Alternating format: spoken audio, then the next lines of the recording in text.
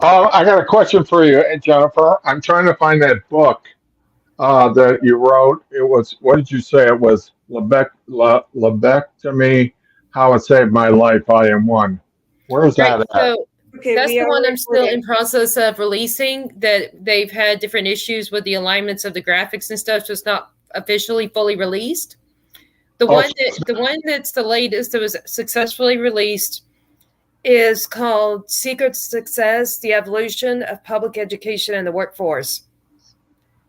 And that one you can find by going to Google and look up books by Jennifer A. Whitaker, and you'll see my personal Amazon page that has all of my books in one place. okay. So just go to Google search. Right. And then look up books by Jennifer A. Whitaker. Okay, I'll do that. I noticed on the first blog you have you refer to yourself as Mrs. Whitaker. Are you sure you want to do that instead of just saying Jennifer?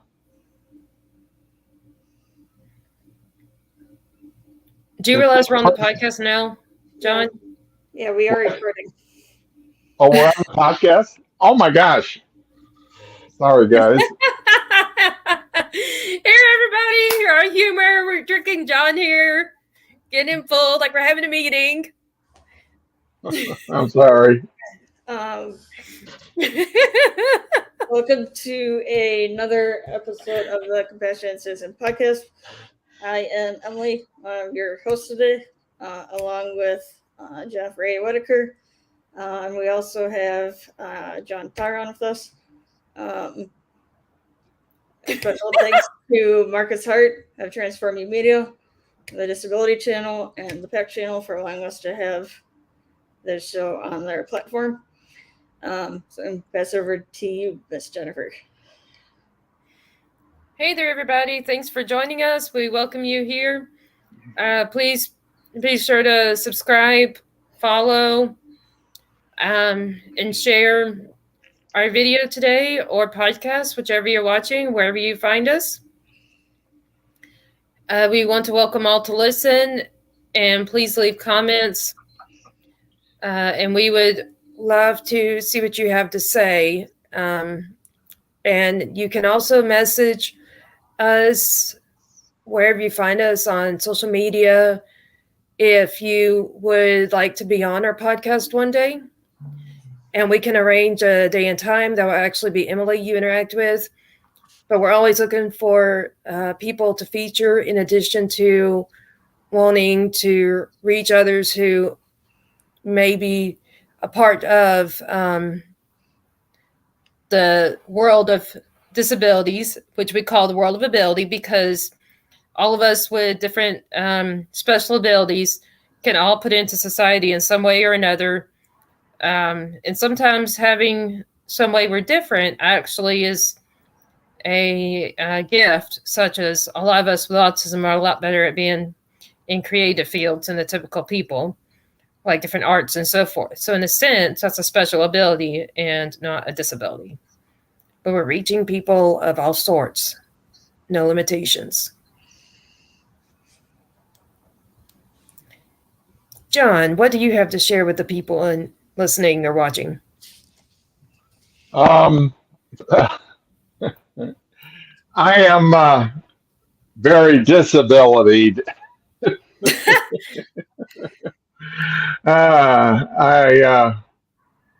I came here to learn a lot of stuff, so that's why I'm here, and so that's why I'm here. Well, here what we do is we actually interview whoever's the guest. I say that again. We actually interview whoever's the guest. That's right. So, I have physical disabilities, but it appears I have more mental disabilities after today. I'm sure you're joking, right, John?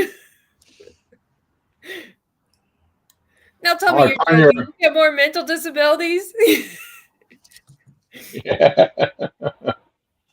I'm pulling my leg on that. This is not going on anything, is it? Yes, it is. It's a podcast, John. No, no. That's why I'm trying to interview you, because you said you wanted to be the guest. Yeah, I'm a bro guess, all right. Okay. So that's all I got to say before I get into any more trouble.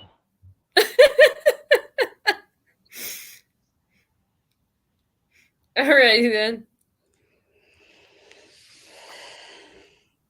Jennifer, didn't you have something you were starting to talk about before we started here?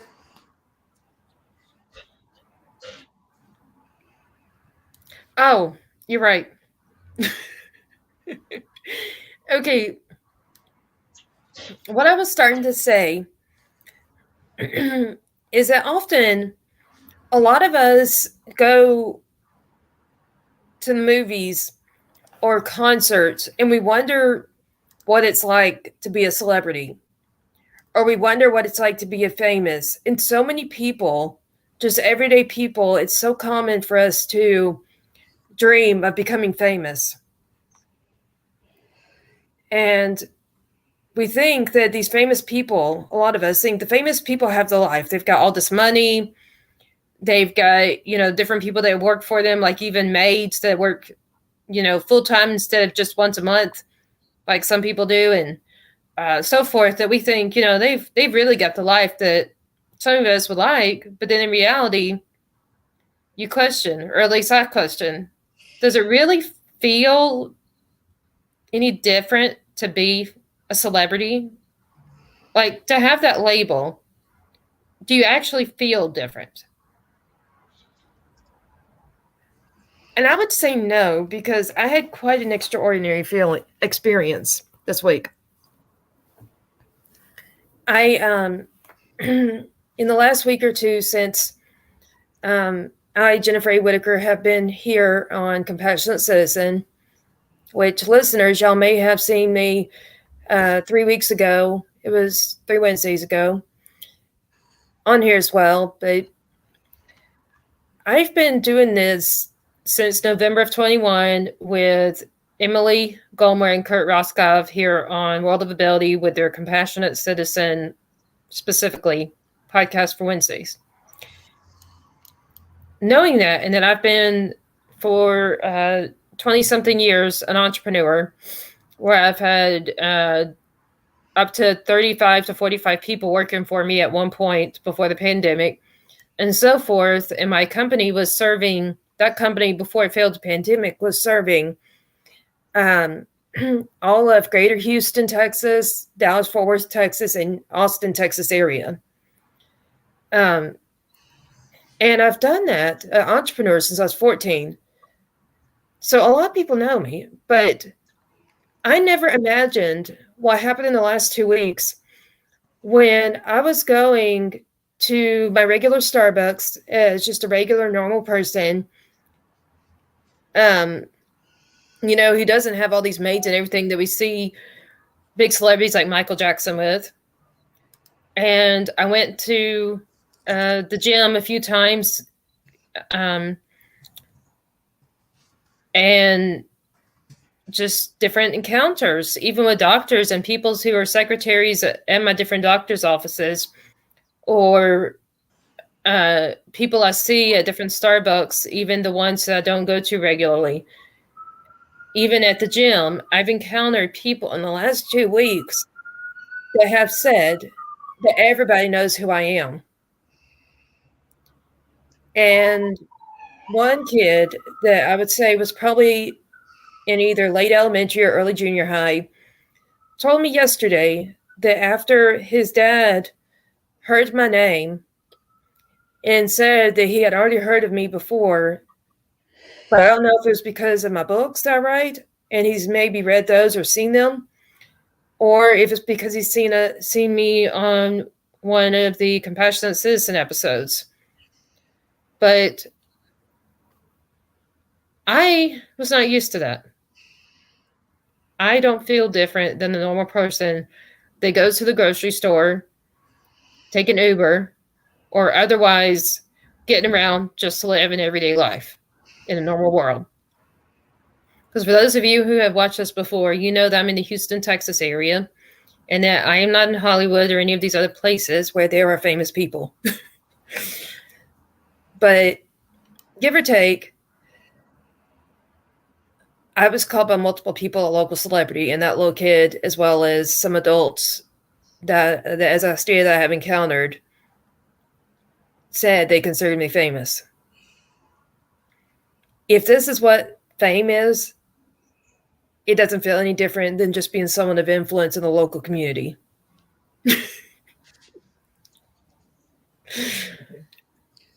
And if I'm famous, I'm sure Emily must be as well, from being on the podcast for a lot longer than me. How long have you been on this podcast, Emily? Year and a half, 2 years. Oh, not much longer than I was. Do you know how long this podcast has been out? A couple of years. Okay, so you were at the beginning of it. More towards the beginning, yeah. Okay. So I guess Kurt started it, and then later you got in the picture? Yeah. Okay. Yeah, he was one of the people that got it started.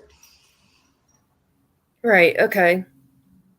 I helped get it started. Interesting. So what I've been talking about, Emily, have you had any of those kind of encounters in your local area?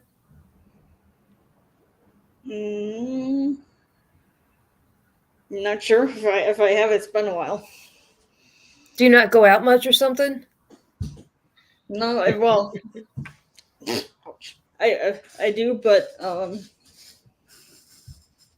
guess it's been a little bit less due to the pandemic, and then still kind of connected to the pandemic. So you're still quarantining more because of the pandemic and being afraid of the virus, basically? Yes, I sort of, but I still go out and I still put masks and stuff on, but you go out with a mask on. But do you encounter people that give you looks like maybe they know who you are, or have you talked to anybody that has said similar to like what I was saying? Yeah. You have, John? Yeah, I think I have, but it's been a long time. That I looked similar to. They thought I was somebody else, or that I looked familiar or something, but they couldn't place me. But it's been a while since I've had any of those comments.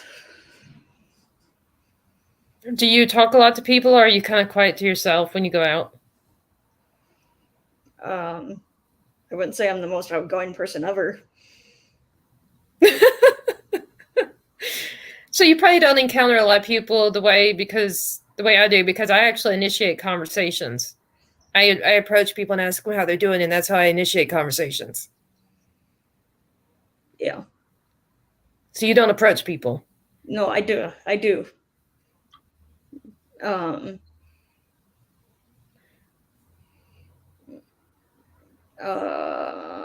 You probably had better made in contact with either more people or the right people than I have to have that happen. Interesting, because I thought you knew a lot of people of different decision making and so forth. You know how you connect us for different things related to our projects. Well, I mean, I do know a lot of people, but I mean, as far as I haven't had probably as many conversations like the one you were just talking about. Very many of them. Okay. You probably had more of them than I have. Maybe, and that's why I was just curious. But John, you said something.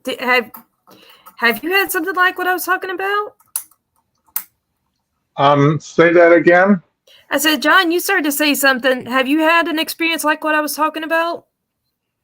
Not really.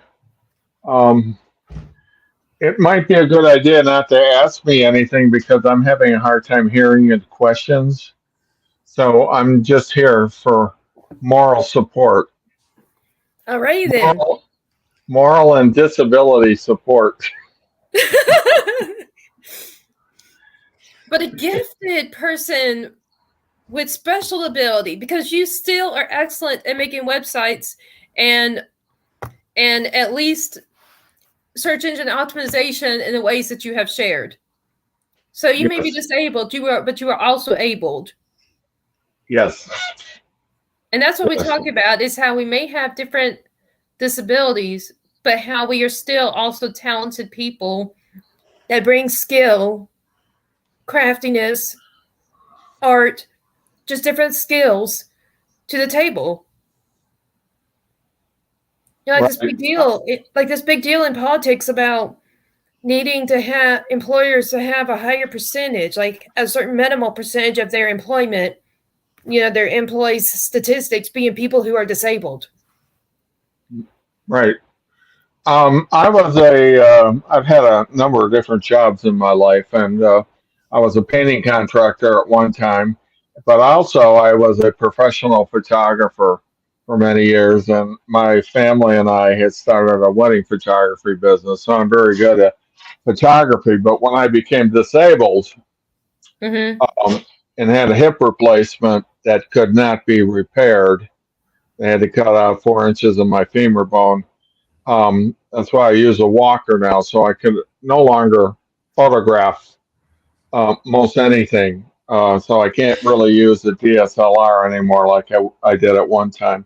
So I went off and went back to school and learned things that were similar to photography, like web design and graphic design and things like that.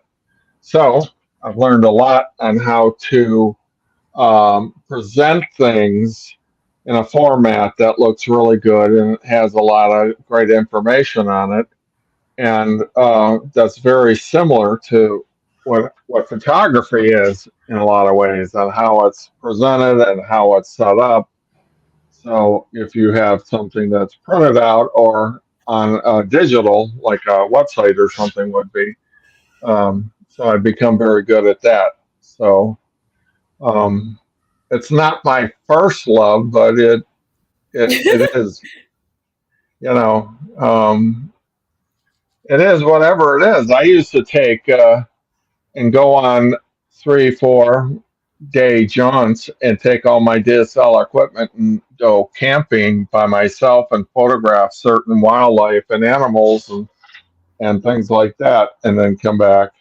But that's something I can't do anymore. So, you know, you you want to keep yourself um, morally occupied, creatively occupied with, I think, what gifts God has given you and how do I do that? So True. it's something that you have to think about. And in my case, I had to actually go back to school, a community college, on how to be a graphic designer.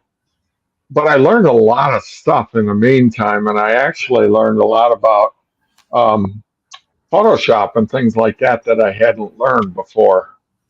Well, Even and though think I about this. was, The interesting thing is you chose something that already was like, so say, a brother or sister field to what you were already doing, that by, what I'm talking about, where photography, you don't just snap a shot, but you do changes to it to alter it so it looks better. And so that's very much a sister line to graphic design. And so you in a sense kept the same trade but a different specialty. right. But still a Um, marketing, but then graphic design is more sister to photography. But then in that same marketing, but art is the web design that's in a more, which this, but to listeners, it's more of the artistic presentation of a website versus a picture. yeah, and they're very similar in a lot of ways. In fact, I'm actually teaching uh, a granddaughter and a grandson how to shoot photography, and a different granddaughter on how to design a website because they both want to learn how to do that. The funny thing is, I don't have any of my DSLR equipment anymore, but and I've really learned how to use a cell phone. I have an Apple 13, that I've really learned how to take really top notch professional photographs with. and then how to bring them into Photoshop and how to really fix them up. So that's a good thing too. It's everything that all that equipment I had now can be done on a cell phone, but it's a little bit tougher, but it's still possible, all that kind of stuff. So I really enjoy that part of, and then teaching people how this works and how all that functions, So I just can't take the trips that I would love to do out in the field anymore. But I learned a lot about wildlife, and I really got to be a heck of a good wildlife photographer because it's something you really had to study individual animals or birds and things like that. You had to understand what their traits were to be able to photograph them uh, uh, in their particular places that they were. So I would look up and do a lot of study, everything from bees to hummingbirds to osprey and eagles and things like that. So, Right. but that's what I do miss. I miss that part of getting out of my situation or my home and getting out into the wild. But you do. I'm 70 years old, so I only have this much runway left. Well, you don't really know, because I have to admit, and I'll say to all the listeners or people who may be viewing and watching, a lot of y'all know that I'm an author and I offer writing and editing services. But I will say, one of those guys that my client who owns a museum is paying me to write a book about is actually 98 years old. About what? One of my clients owns a museum that's local to me, and that client is paying me to write about a local resident that was very important to the establishment and history of our specific small town around Houston, Texas. That client, not the client himself, but the person that he's paying me to write about, named Leonard. Okay, I'm writing what's called Lucky Leonard. That's a book that's about this particular resident of our area. He is 98 years old, still driving, still going out making airplanes, which is one of the things that he's known for, and we want to be recorded in history. But the key is he's still driving, he's still working, but part-time because he's retired too, and he's 98 years old. So don't say anything about 72 means this much. That's awesome. But you don't know that. And think of modern day medical, how advanced it is. You, John, more than any of us, could look back in the 90s and know what a brain surgery like what I had done would be like in the 90s versus what I actually had done in 2020. Have you known anybody back in the 90s or even before that had brain surgery? Not really. Okay. Well, I'll tell you this. There was a 50% death rate back then because they would actually disconnect the two parts of the brain, the two halves. So the left eye cannot see something and tell the right hand to go for it because one side of the brain cannot communicate with the other after they had that. And so they would be able to say, look with their left and reach with their left, or the similar with right and right. And to some degree, that 50% were people who couldn't breathe anymore, and otherwise the brain totally shut down from functioning, and that's why they died. But they have modern day knowledge. That's why they were able to know, in my case, give or take 2 decades later, they removed a part of my brain, but here I am still fully functioning. I see, I hear, I touch, I feel, I smell. Okay, so, and I'm still walking, everything else, but I don't have a full brain anymore. Versus, and that one, we didn't even have any history of deaths causing, the one I got. But now they have multiple brain surgeries. There are different types. There's not even just one type like it was in the 90s. So think of that. All the medical advances we've had because of all these however many millions people make big deals that are taxes going into research, that there's more options for people like you and me to get better, that even if we are less able as we age, we are still here for longer times now. And that's part of the reason we have longer lives typically now versus going back 20 years ago and even going back 100 years ago. Like if you go far enough back in history, people didn't live to be 30 typically. Versus now, we've got people living to be 98, or even you may have seen on news where it's been people about 106 or something like that around the world. You know, so lives are extending. I agree. Medical operations and medical stuff is a big deal, and they've come a long way. But where I think they have faltered big time, and where they faltered big time with me, is dealing with the mental capacity, or like depression, or depression from different operations that you have. I know I went through and still have a tendency to go through depression too because of my situation. But I've also read about a lot about people that have had operations and heart transplants and things like that, and they go through um, depression too. And it just doesn't seem like there's enough that's devoted to dealing with um, depression and the mental capacity after you deal with a medical, and that's where Did I really hear you saying mental illnesses? right. In my case, people like me, there was no place to go to. There was no place when I got my operation, and they had to do all the things that they had to do, and I had the doctor come in and a psychiatrist from the hospital, and I said, "Is there anybody I can talk to that will help me deal with this mentally?" And there wasn't. So I never really got a chance to really talk to somebody and get this out of my system, because it really did change my whole life.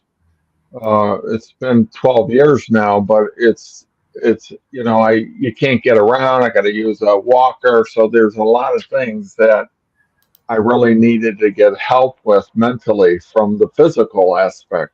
And that might be something good to talk about on your podcast here too. Yes, especially since you, John, know, or really all of us in this room, but listeners, I'd like to let y'all know that I, Jennifer Whitaker, do have a podcast that will be starting on, is it November 12th? Is that the date we said, Emily? Yes. Okay, if it's a Monday, it's we believe it's November 12th, but it's a Monday. We'll be starting. No. It's November 14th. Oh, November 14th. Sorry, 14th. Okay, so November 14th, which is a Monday, we'll be starting the podcast channel called Jaws Coffee Chat. And one of my best friends named Mayaka, well, at some point, we're looking at January of 2023. Maybe it might be a little after. But be sure to, after November 14th, look up Jaws Coffee Chat, JAWS Coffee Chat, to find us. But at some point in January on that channel, my best friend Mayaka is looking at making a mental health awareness podcast. And that, John, is what you were talking about. Yes. We were going to discuss that because she has, my particular best friend Mayaka, she has schizophrenia. And she hasn't always had it. She's like me, where her mental health, her mental illnesses came later in life and they don't necessarily know what caused it. She was working as an IT person and as a computer programmer for so many years, enough that her disability check is double the size of mine. And I know I was in my 30s before I became disabled. So I don't know, for how long she worked, but she worked enough that her disability check is double the size of mine. And she just somehow, at a later point in life than me, randomly got diagnosed with schizophrenia. And so she became 100% unable to work. So she doesn't work at all, unlike people like us that work part-time, but are at the same time unable to work full-time jobs, you know? And she was talking about, like what you're saying, we don't always know why, but neither is there enough information or awareness of mental illness to necessarily be enough research, like you were saying, in the mental health realm versus the medical, which goes back to what you were saying. And so Right. we're looking at doing that show to try to bring more awareness because, you know, looking at the mental health topic, haven't you noticed how that's a bigger problem? And it's even a political topic now since the pandemic? Mental health and talking about a mental health crisis that the pandemic caused. Right. Yeah, I mean we do. Yeah, but we have Kurt who joined us. We sure do. Kurt, do you have any thoughts on anything you've heard in the last 5 or so minutes?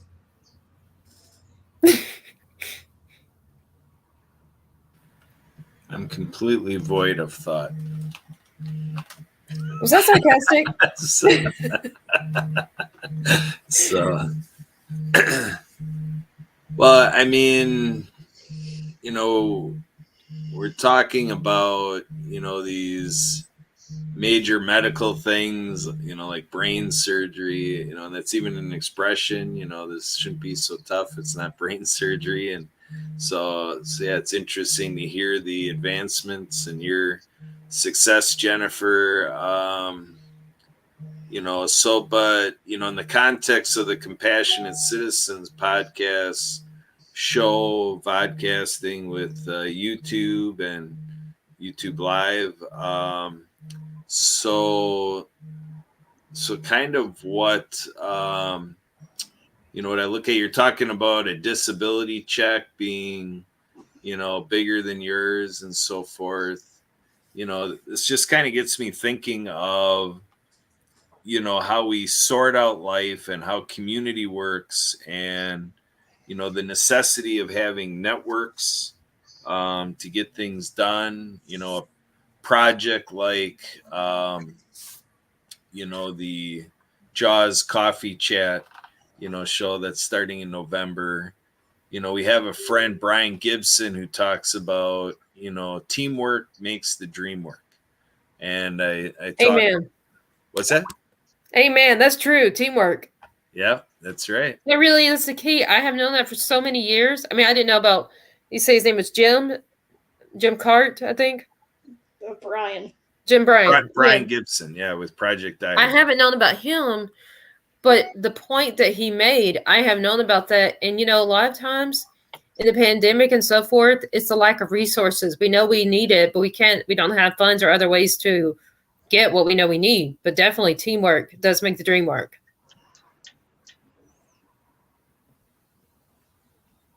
Yeah.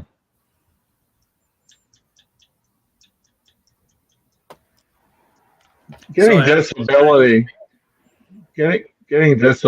from the government is different from each person. I was getting a disability check for a number of years, but when I turned 65 and my Social Security kicked in, they opted to do that with a small stipends for disability. So when you turn 65, that all changes. Is it more or is it less? Less. Really? Yep. So it really depends, you know. My wife is over 65, so we've had to combine our Social Security, and I still get a little bit from my disability to kind of make up for it, but it really doesn't. So, Well, there's a wasn't lot your of- disability from like being a veteran? No, I wasn't a veteran. I got it from SSI disability. Oh, okay, yeah.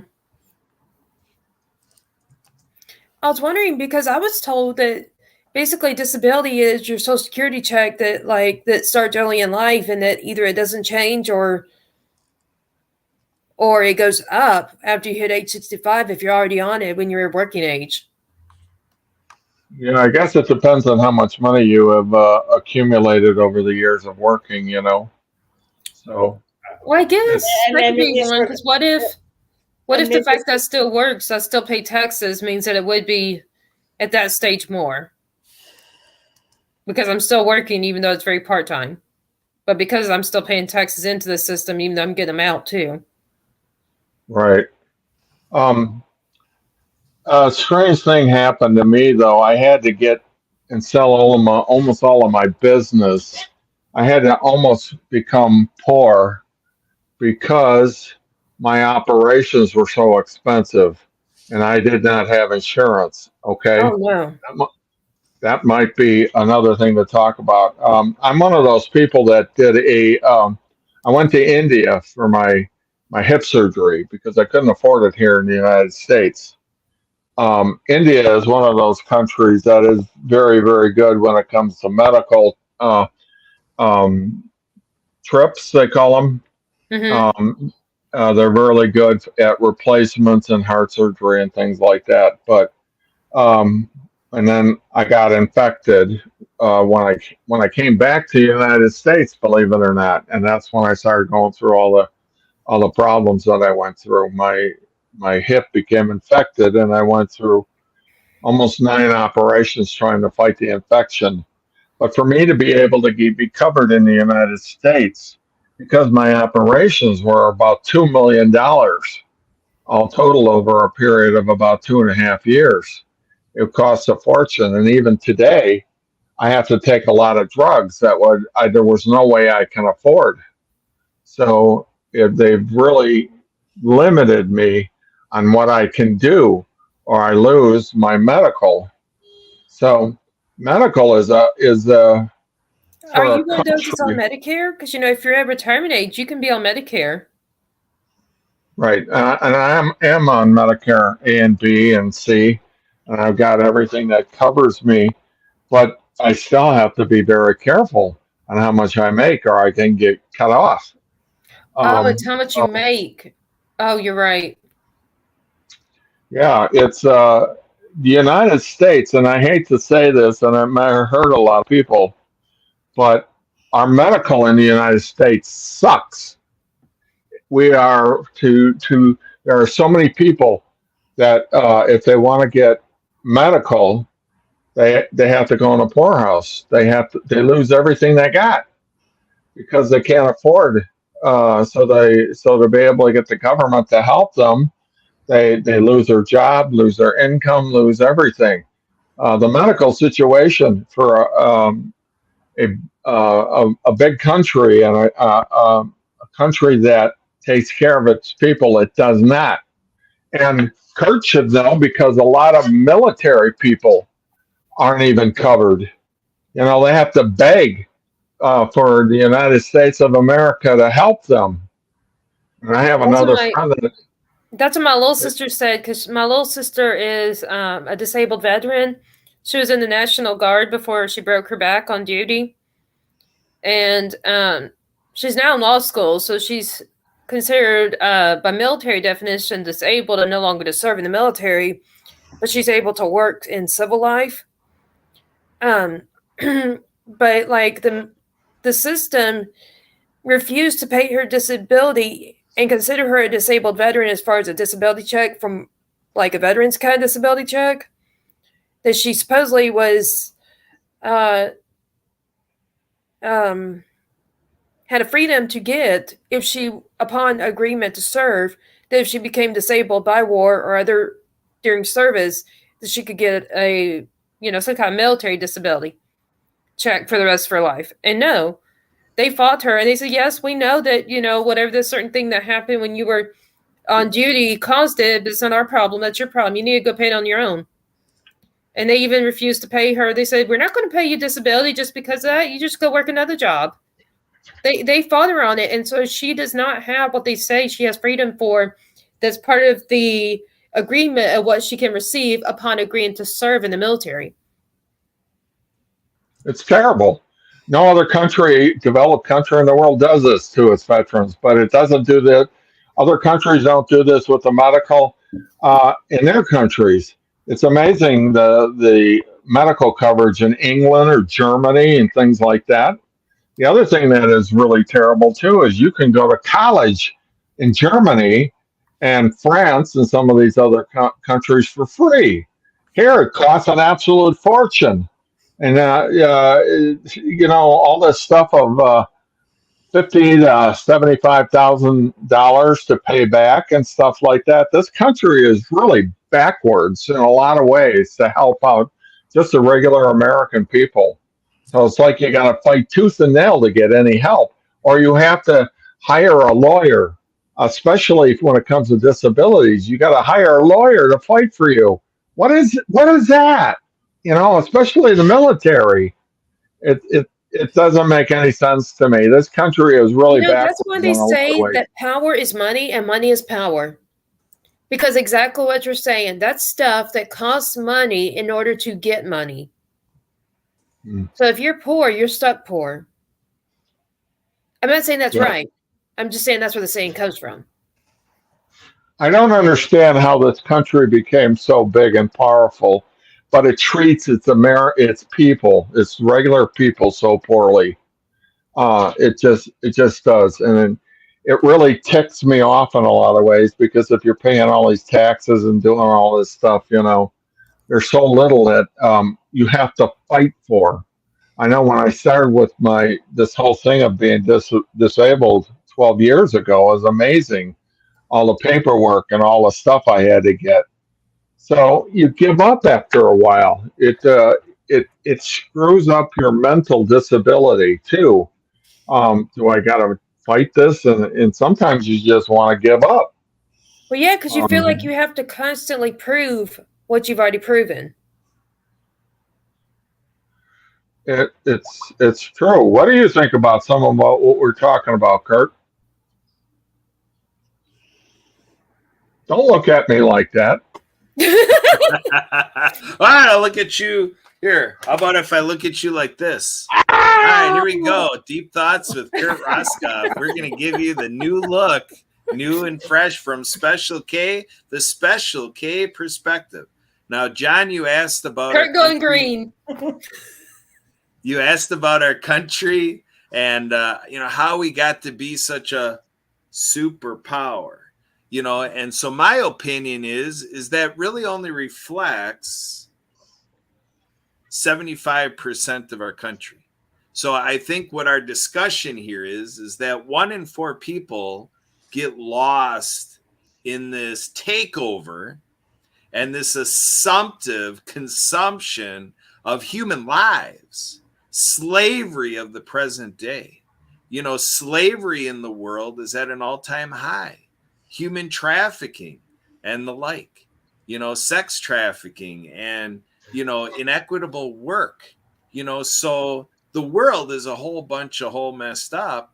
And I would say that's where we're a world leader. We're a world leader in contributing to how the world is commercialized and is in instant gratification and distracted on really what, I'm with you that we're losing the real values in life.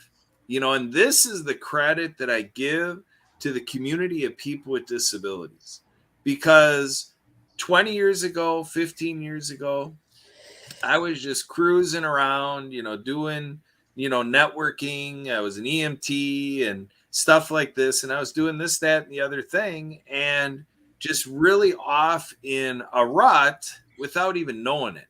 Because what was I doing? I was chasing the pack. That is the 75% of population that is what I call the falsely claimed mainstream America. So there's hundreds of thousands of people, or hundreds of millions of Americans. So what I say is this is a huge miss, because what this means is 100 million Americans are not in how we bring forward what it means to be an American. and in terms of the economics and the practice of democracy and our politics and, just practical things for faith communities, for families, for education, for being involved in the political process in a fair way, for Where the does this fall into that what have John was access. talking about? I'm confused. Well, John said that there's a lot of upsetting things because, military is not taken care of. Right. So what I'm saying is that, 20 years ago, I heard a gentleman from out of California, from Hollywood. He got involved in politics and political organizing. And what he presented to us in St. Charles, Illinois, in a theater, he got in front of us and he presented this strategy, this need to get a hold of Capitol Hill, which, since he said that masterful presentation, he is now deceased. But, in his day, he presented to us and he said, what we need to do is we need to get, the landscapers, we need to get the truck drivers, we need to get people in unions, we need to get people on assembly lines. He mentioned all these demographics and he's like, let's get a hold of this, that if we reach out and we build these networks across America, across the 50 United States, and we have this all culminated and organized, what we can do is a national sit-in. So when there are these things about disability rights, civil rights, rights for our military, and stuff like this, and the clowns in Washington, D.C. think that they can be autocratic and just go ahead and do whatever the heck they want because it works for their pocketbook, it works for their public image, and it's that political personal interest. That's what I hear. Personal interest. Yeah, exactly. So that's what I'm saying is there are a lot of Americans that don't identify with the mainstream image and the international image that we have. And so that's what my work is. I want to be a part of things that get the less likely candidate, to be involved and to empower them to be represented and to be a part of shaping the future of our country, because the history of our country is that the top 10% tell us all what we need to do. And I've never liked that. Yeah, That goes. I was just reading an article yesterday about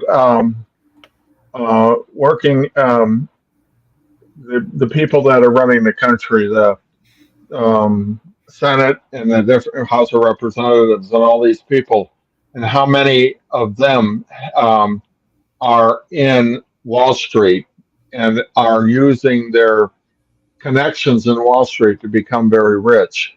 And I was thinking, and it's not just a couple of them, it's all of them. All of them are doing this now.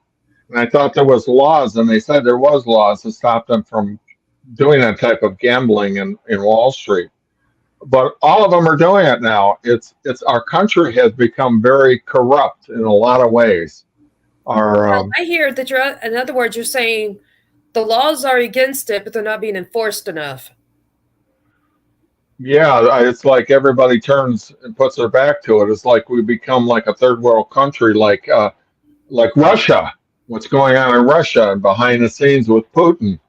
How all these autocrats have become super rich, and then you got all these very poor people.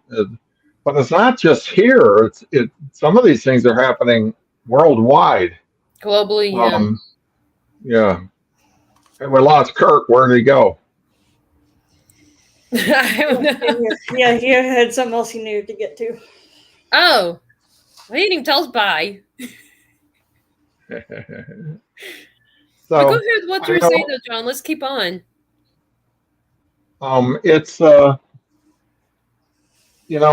when I became a Christian, I was 30 years old. Before I became a Christian, I was a rather nasty atheist, and I had all the atheistic views, and I would debate Christians, and I would was pretty nasty, you know. And then I became a Christian, believe it or not, and it really freaked out a lot of my atheistic friends. um, but I've really adopted the Christian worldview now, and I see um, how the evil within men has really destroyed this planet, and it just happens over and over and over again. As Can I human interview you beings, about that? Can I interview you about that on one of my podcasts that's going to be about faith? yeah, I would like to talk about that because, and it's not just one subject. There's a lot of things that go into Right, it. but it's on the idea of faith and biblically speaking and the application of the Bible to our world and its changes. But that's good for spiritual. Compared to what I was when I was a teenager, early 20s, I grew up. I'm 70 years old, and I graduated in 1971.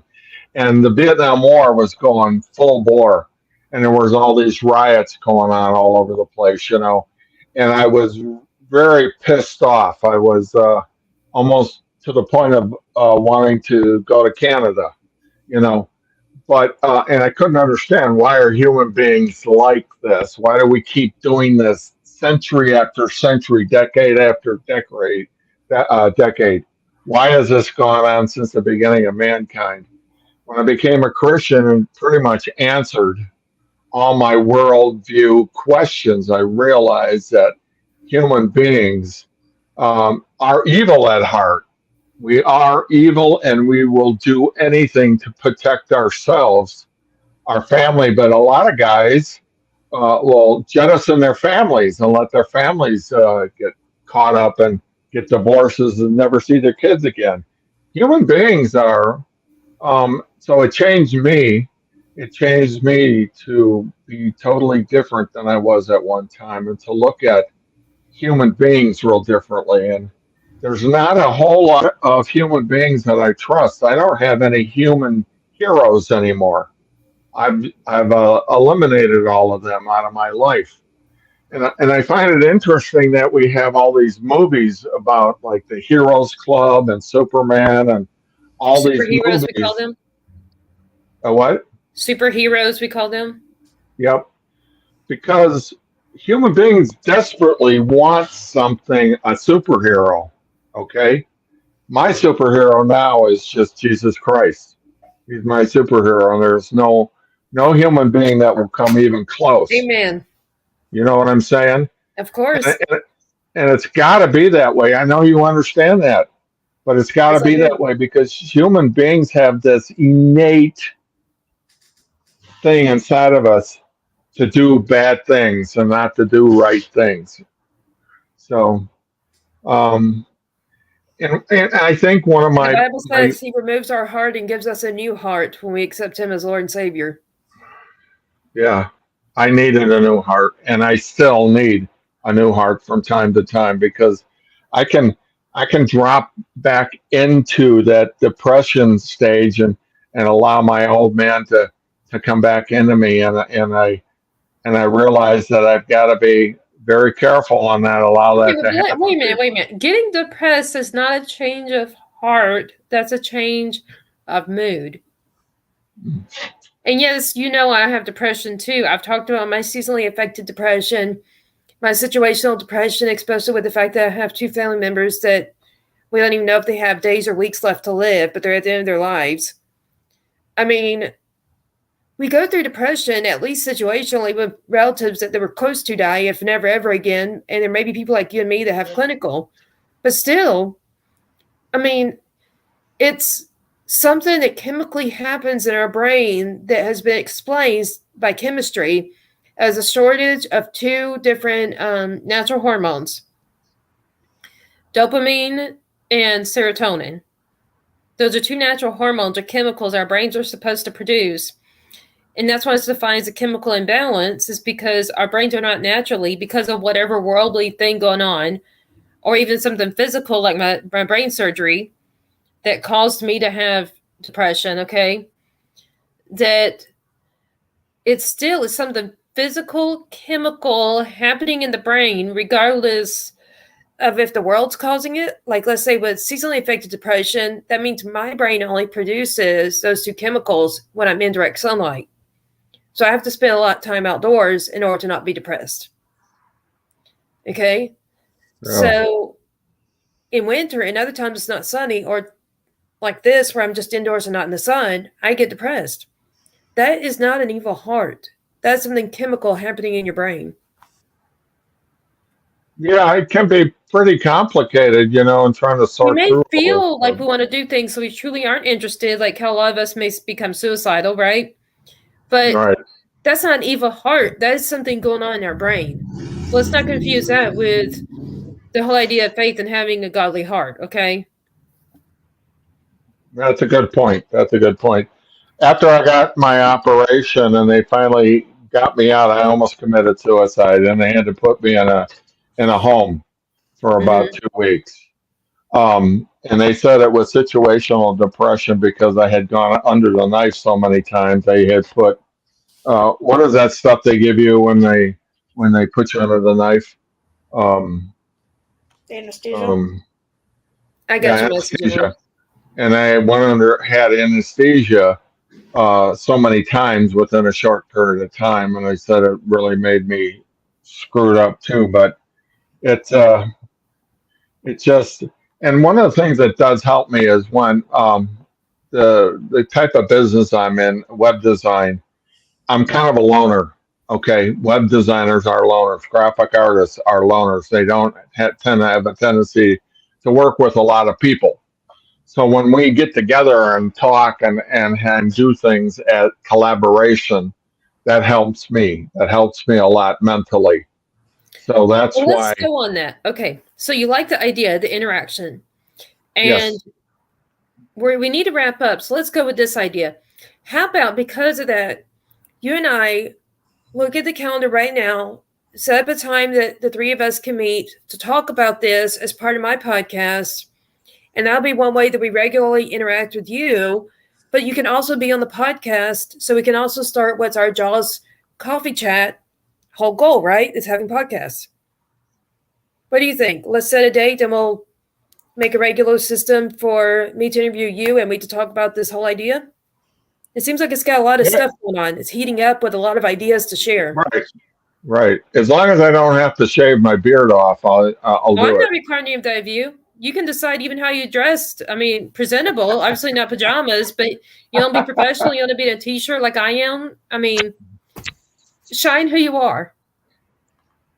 As long as Yeah, it doesn't mean I, being naked. You know what I'm saying? I have a lot of experience because of my age, and I've gone through a lot of things. But that stuff And we can share. not, That's not all content. of That's what it, people want to hear. not a lot of it is good. I was a bad guy in a lot of ways, and my wife and I have been divorced from each other twice. Okay, um, that video that I sent you was from a guy from TED Talks. I need you to listen to that because he talks about people that have had brain concussions and how they've gone in and done MRIs to people to see the damage that it has done and how it has contributed to anger issues. Okay. Okay. We need to do this on another one, but we're down to 1 minute, and Emily has to close this. But Okay. okay, so everybody listening, in 3 weeks we'll be back here on Compassionate Citizen. There will be on the World of Ability podcast channel, and Emily's going to close it. But when y'all come back in 3 weeks, we'll be making an announcement of when there will be a show starting on Jaws Coffee Chat podcast that will feature John Tarr and myself, Jennifer A. Whitaker, going on with this discussion. Okay. I went into the thing and I couldn't find that logo. Hold on, let I Emily need close this and stop the recording. it. What? All right, guys. Thank you everybody for tuning in. As Jennifer said, we are here every few Wednesdays, same time, same place, and would encourage everybody to go to our social media and like, share, comment, and so on. So I guess until Until 3 Mondays from now. Thank you for John and Jeffrey coming on today. And so I guess until next time, let's stay healthy and happy.